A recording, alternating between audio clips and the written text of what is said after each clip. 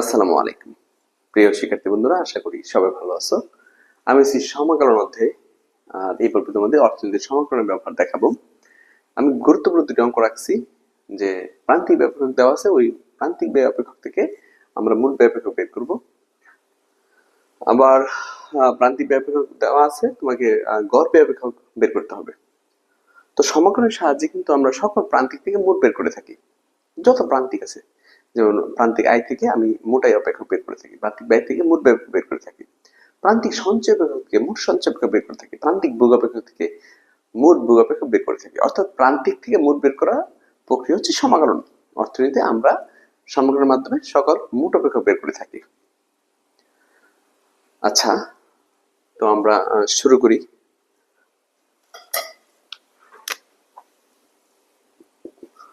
Number 1, দেওয়া আছে প্রান্তিক ব্যয় অপেক্ষক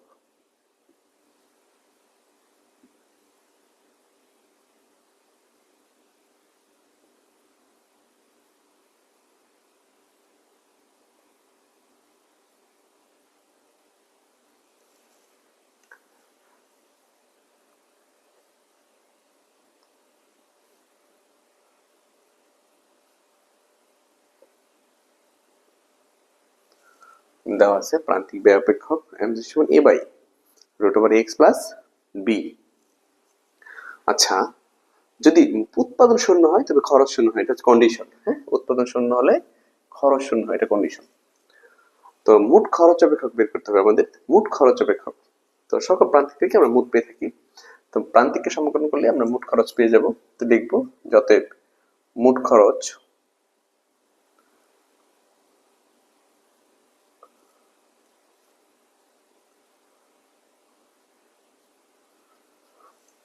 অপেক্ষক টিসি সমান mcdx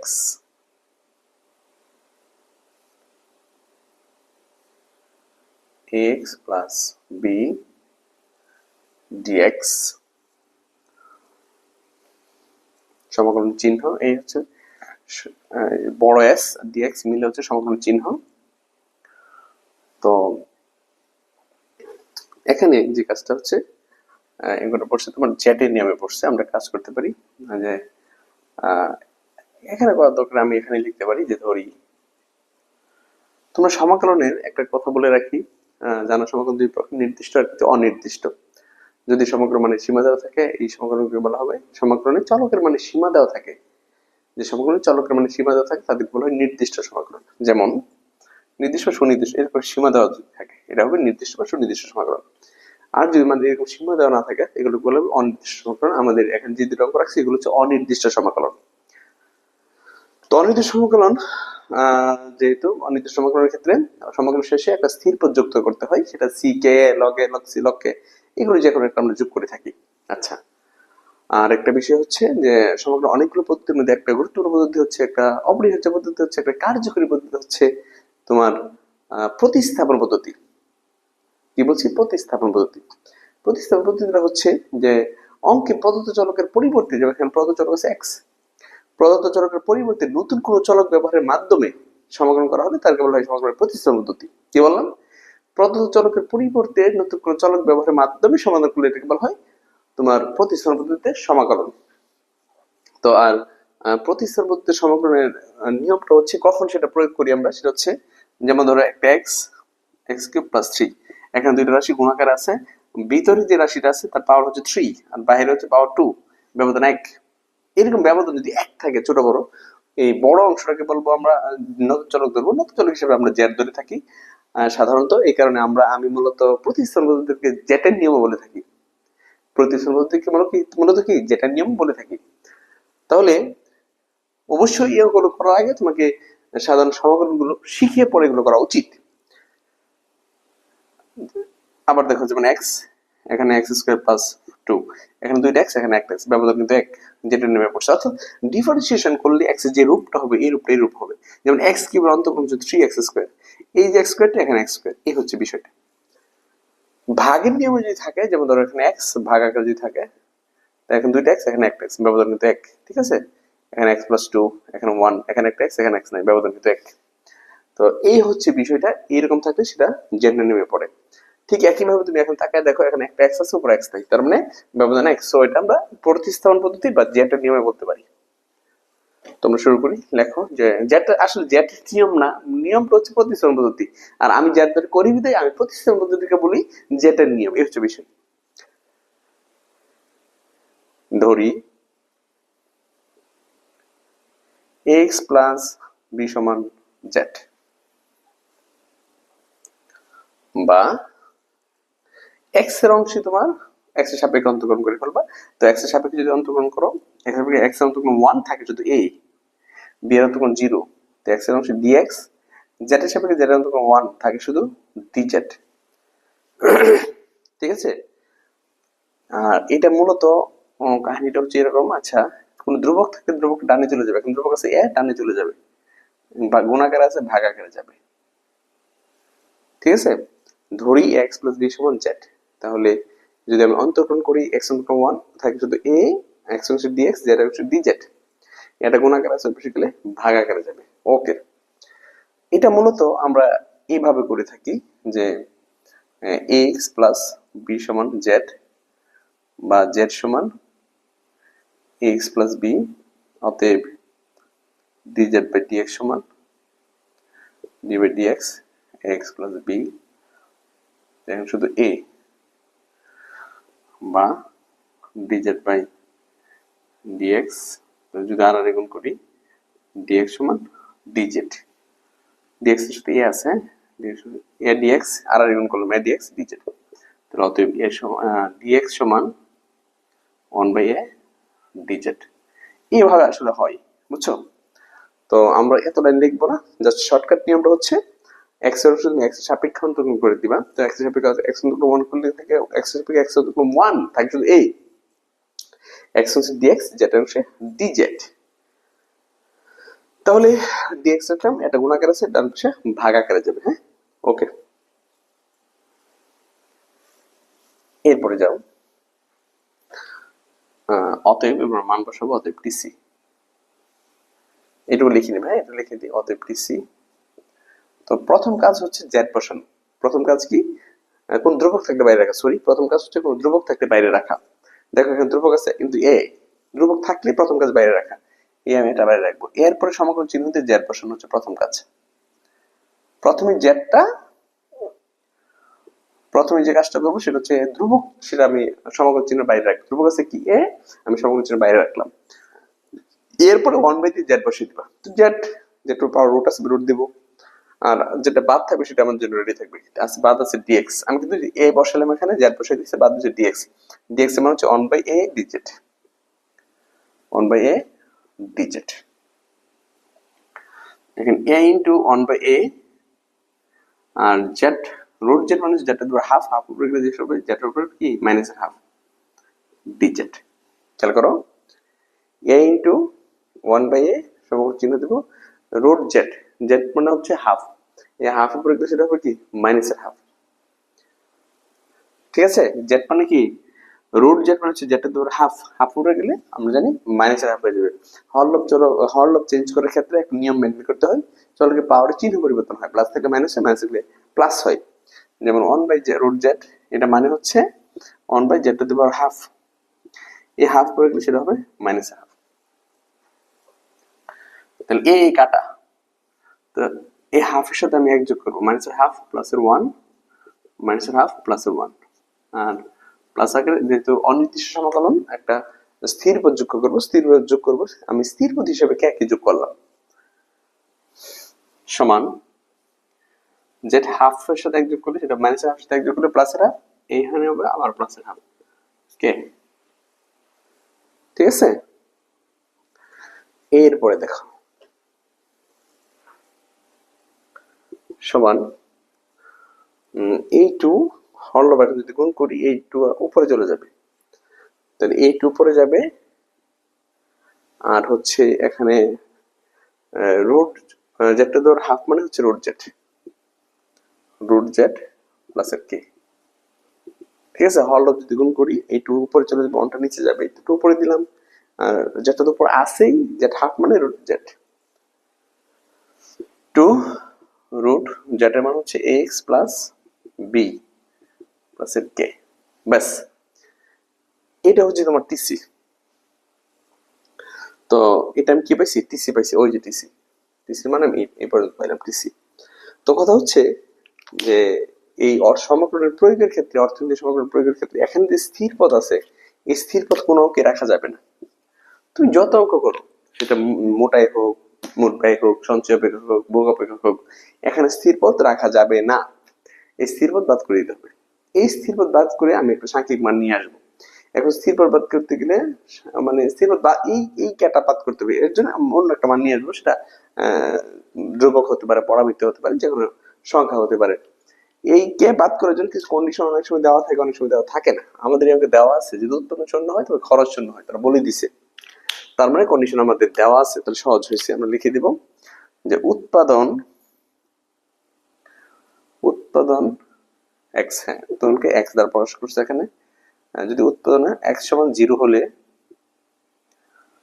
টিসি সমান 0 হয়, কারণ এটি কিন্তু বলছে উৎপাদন এক্স সমান 0 হলে টিসি সমান কি হয়? 0 হয়। উৎপাদন এক্স সমান 0 হলে টিসি সমান 0 হয়। উৎপাদন এক্স সমান যদি 0 হয়, উৎপাদন এক্স সমান যদি 0 হয়, তাহলে টিসি মান কি হয়? 0 হয়। অতএব এই যে এটা কিন্তু টিসি, এই টিসি আমি 0 লিখতে পারি। সেটা কখন? যখন এক্স সমান 0 হয়। তাহলে আমি লিখবো এখানে 0, কখন? সেটা যখন এক্স সমান 0 হয়। 0 প্লাস বি, ঠিক আছে? এক্স সমান 0 হলে টিসি সমান 0 হয়। তার মানে এই টিসি মান 0 লিখতে পারি। সেটা কখন? যখন এক্স সমান 0 হয়। তাহলে এখানে আমরা লিখতে পারি যে বা এখানে তো তুমি দেখো, খেয়াল করো, এ আর 0 গুণ করলে সেটা 0 হয়ে গেছে। তাহলে 2 রুট বি, 0 সমান 2 রুট বি প্লাসের কে। খেয়াল করো, 0 2, এইটা কিন্তু 0 হয়ে গেছে। এ আর 0 গুণ করলে সেটা 0 হয়ে গেছে, থাকে হচ্ছে বি, তাহলে 2 রুট বি প্লাসের কে। তো এখন যদি তুমি সাইড চেঞ্জ করো, 2 রুট বি প্লাসের কে সমান 0, অতএব কে সমান 2 রুট বি। এই হচ্ছে অ্যান্সার। এটা হচ্ছে কেয়ার মান। তো কেয়ার মান পেয়েছি আমরা 2 রুট বি। কেয়ার মান কি পেয়েছি? 2 রুট বি। এখন তুমি টিসি তে কেয়ার মানটা বসাই দিবা, তাহলে মোট পেয়ে গেলাম। এখন টিসি তে বসাই দিবা, লিখে দেবো যে অতএব মোট খরচ অপেক্ষক, অতএব মোট খরচ অপেক্ষক টিসি সমান 2 root over x plus b. এটা প্লাসের ওই পাশে গেলে মাইনাস হবে, ঠিক আছে? কে 2 রুট বি প্লাসের যদি ডান পাশে সেটা মাইনাস হবে, দেন মাইনাসের 2 রুট বি, ঠিক আছে? এটা কার মান? কে এর মান। টিসির মান হচ্ছে 2 এক্স প্লাস বি প্লাস কে। তো আমরা কি করলাম এখন? এক্স সমান 0 হলে টিসি সমান 0 পাইছি, তাহলে এই টিসি সমান 0 বসিয়ে দেবো। সেটা কখন? যখন এক্স সমান 0 হয়। তাহলে 2 রুট বি আসছে, তো কে এর মান কি আসছে? মাইনাসের 2 রুট বি, ঠিক আছে? তাহলে এবার টিসি সমীকরণে এটা তো বসাবো, তার সাথে কে এর মানটা বসিয়ে দিব, মাইনাস রুট বি। ওকে, এইটুকু হচ্ছে মোট খরচ অপেক্ষক। আশা করি সব বুঝতে পারছি। এবার যাবো আমরা 2 নম্বর অঙ্কে।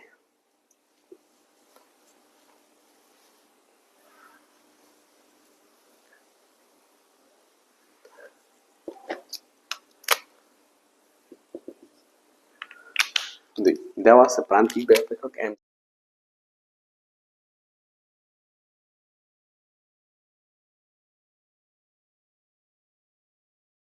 এমসি।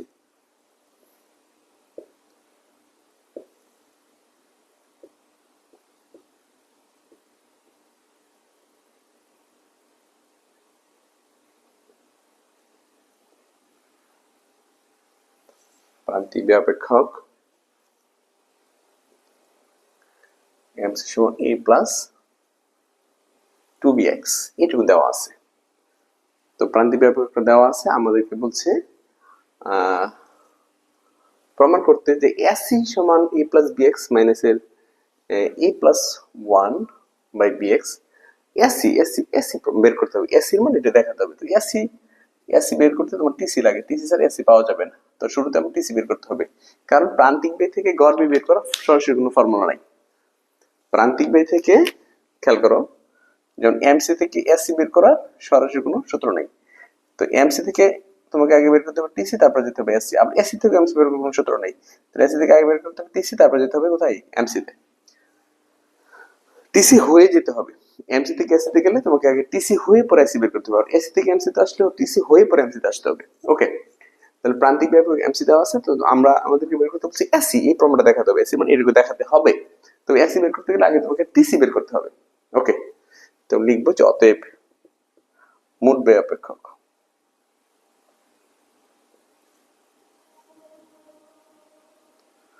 মোট ব্যয় অপেক্ষক টিসি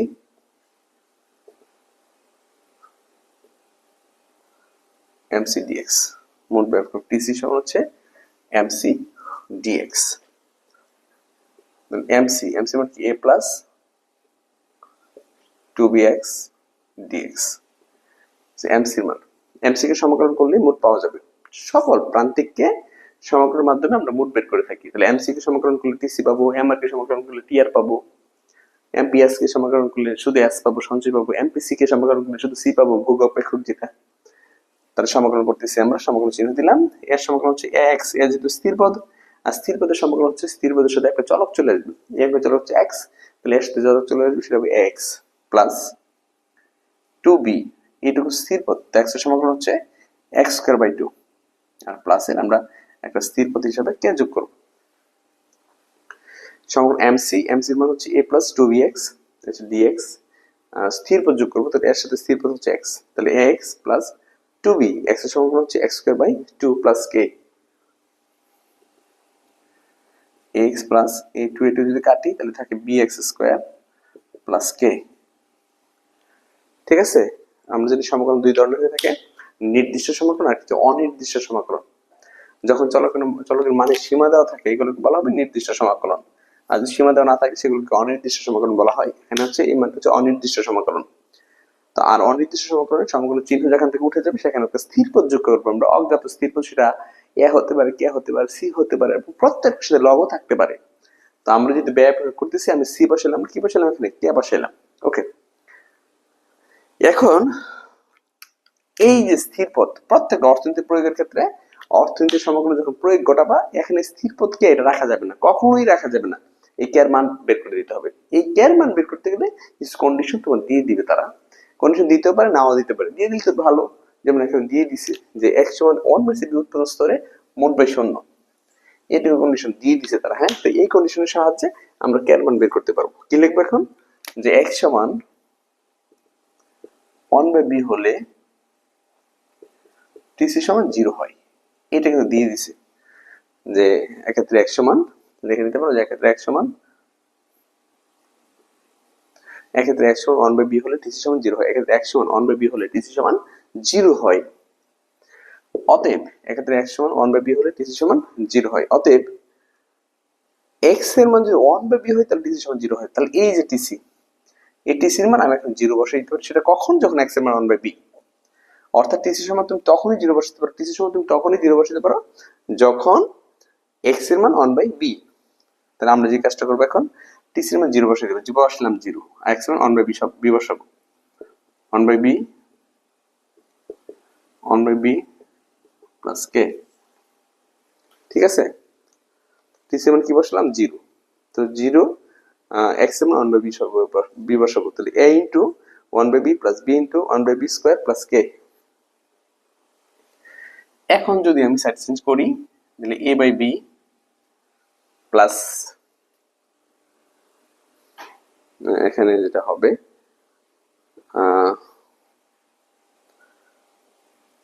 এটা হচ্ছে উপর এ বিটা উপরে, নিচে হচ্ছে বি স্কয়ার প্লাস কে সমান 0। এক কাজ করতে পারি, এখানে একবারে আমরা 1/b লিখে দিতে পারি। কি লিখতে পারি, 1/b। কিভাবে, এই যে এ উপরে বি নিচে, তাহলে লিখলাম এ প্লাস, এখানে একটা বি উপরে, আর এখানে বি এর উপরে স্কয়ার, তার মানে দুইটা বি নিচে, নিচে হচ্ছে বি স্কয়ার বি স্কোয়ার উপরে আছে একটা বি, কাটিয়ে দিলে 1/b থাকে প্লাস কে। আচ্ছা, বা আমি যদি লসাগু করি আর কেটা এক কাজ করি, এখানে এইটুকু লসাগু নিয়ে নিই বি এর, তো যদি একটু লসাগু নিই এ প্লাস 1 প্লাস এর কে 0। ঠিক আছে, আমি এই অংশটুকুতে লসাগু নিলাম, এই অংশটুকুতে আমি লসাগু নিলাম শুধু। তো এই অংশটুকুতে শুধু লসাগু নিলে নিচে হবে বি, হরে হবে বি, তো বি দিয়ে বি এর বাক্য 1 হয়, অন দ্বারা গুণ করলে এ হয়, বি দিয়ে বি এর বাক্য 1 হয়, অন দ্বারা 1 গুণ করলে সেটা 1 হয়।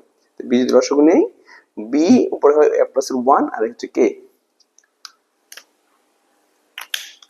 এখন আমি কে এর মান বসাই দিতে পারি, অতএব কে আসলে কি পাইছি, এটুকু আছে প্লাসের, এটুকু প্লাসের, যদি ডান পাশে আছে সেটা হবে মাইনাসের, এ প্লাসের 1/b। ঠিক আছে, তো কে সমান হচ্ছে মাইনাস এ প্লাস 1/b। এরপরে আমরা টিসি বসাই দেব, যে অতএব টিসি সমান, অতএব টিসি সমান এ এক্স, এই যে এই টিসির মধ্যে কে এর জায়গায় মানটা বসাতে দেব, A X plus B X square minus A plus 1/b। ঠিক আছে, টিসি সমান কি বসাবো, টিসি সমান A X plus B X square, আর কে এর মান হচ্ছে মাইনাসের এ প্লাস 1/b, তাহলে কে এর মান হচ্ছে মাইনাসের এ প্লাস 1/b, এটা টিসির মান। ওকে, টিসি পাইছি।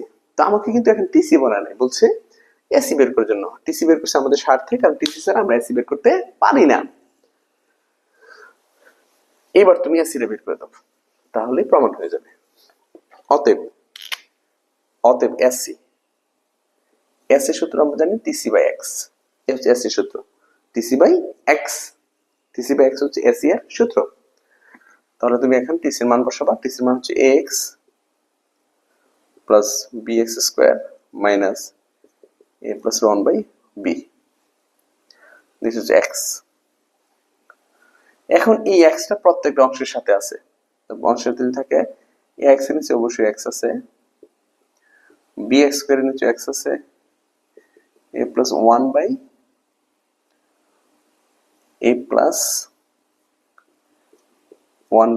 তার নিচে x আছে। ঠিক আছে, প্রত্যেকটার নিচে x আছে, x এর নিচে x আছে, bx স্কয়ারের নিচে x আছে, a plus 1/b তার নিচে x আছে।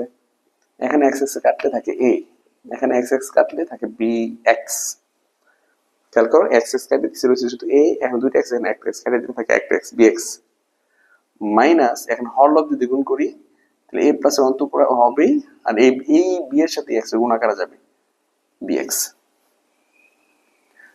এই অংশটা হচ্ছে এরকম, যেমন a plus 1/b, এটা হচ্ছে মূল ভগ্নাংশের দাগ, তো এখানে লব হিসাবে আছে a plus 1/b into x এর নিচে আছে 1, 1 উপরে যাবে, x টা হবে নিচে, তাহলে a plus এর 1 নিচে হচ্ছে bx। তাহলে x x কেটে দিলাম, এখানে থাকবে x x কাটলে এখান থেকে শুধু bx মাইনাস এর a plus 1/bx, এটা কার মান, এসি, এসি। ঠিক আছে, এসি, তাহলে আমি এইটুকু এসি পাইলাম। এই এখানে কিন্তু এইটুকু বলছে প্রমাণ করার জন্য এসি, লিখে দেব যে অতএব এসি সমান a plus bx মাইনাস প্রমাণিত, প্রমাণিত। জি, আশা করি সবাই বুঝতে পারছি, খুব ইম্পর্টেন্ট হবে কিন্তু পরীক্ষায় আসার মতো, অনেকবার আসছে পরীক্ষায়, আমরা মনোযোগ সহকারে অঙ্কটা একদম প্রথম থেকে শেষ পর্যন্ত দুটো অঙ্ক ভালো করে দেখব। আশা করি আমার ক্লাসটি ভালো লাগছে, আর আমার ক্লাস যদি ভালো লাগে তুমি তোমার বন্ধু বান্ধব সবাইকে অনলাইন ক্লাসের বিষয়ে শেয়ার করো। ভালো থাকো, সুস্থ থাকো, আসসালামু আলাইকুম।